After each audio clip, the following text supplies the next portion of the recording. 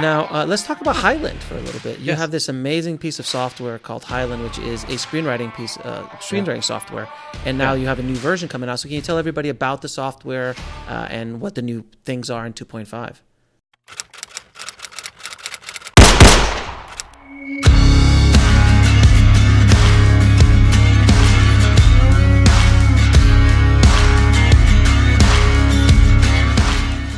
So Highland originally came about because this is a situation I'm sure you've encountered too, where you get a PDF of a script and you need to edit something, like you can't edit a PDF. Yeah, it's And brutal. so back in the day, we'd have to retype it. So the original Highland was just an app to melt down a PDF. So it could take a PDF and make it an editable document again. And so we had that, and it's like, you know what?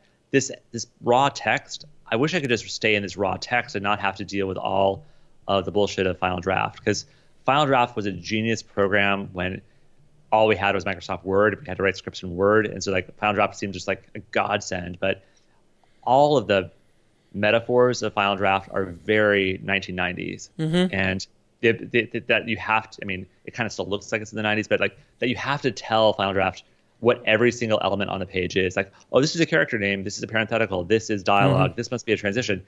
That you have to just keep hitting that dumb tab key or the reformat thing to tell us like, no, this is what I'm trying to do. And so when I started working with that raw text, it's like, well, this is actually just so much better. If I could just go back from this raw text and then get a nice looking, PDF at the end of it, I'd be delighted. And so we made the app to do that. So it's just, you're just typing it like you would type an email, but it understands what you're doing. So it understands that like, oh, that uppercase word that has another line below it, that must be a character name and some dialogue. Oh, there's parentheses? I bet that's a parenthetical. That line ends in TO:, I bet that's a transition. And our computers are smart enough, we can figure out what this stuff is. Right. And so the app began as a way to do screenwriting in that really plain text way. And then I added in the things as a writer that I wanted most in an app. And so things like, as a screenwriter, there's little bits of text that you don't have a place for, but you don't want to lose them. So you're cutting them, but I'd make a scratch file and paste it over in the scratch file in case I ever needed that thing again. In Highland, you just drag it over to the side. There's a little thing called a bin. It just sits in your bin. So it's more like editing, video, where it's just like you have a bin of all your little clips and you can just like bring stuff back in. Mm-hmm. I want to take those metaphors, bring it through. The big thing we did with Highland 2.5 was adding in revision mode, because as a screenwriter, you're often working, as you're going from one draft to the next draft, you want to put those little stars in the margins to show like what's changed. And if you've ever done that in Final Draft or any of those other apps, it's incredibly complicated. You're just like, it looks like you're landing the space shuttle when you try to turn on that mode.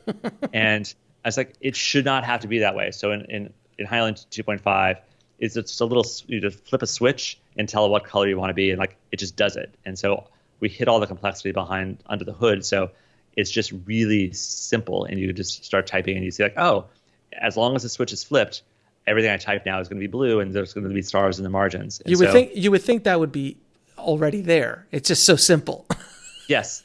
But no other app was doing it that way. And even like track changes in a Word, if you ever had to do that, oh my God, it's complicated. You can mess up a document so badly. So we just wanted it to be simple in a way that people would actually use it. And so that's what we were able to do with this. Very cool. And you started Highland in general just because you were like, I just can't take this anymore. I wanted a better thing. I'm going to be in an app for 8 hours a day.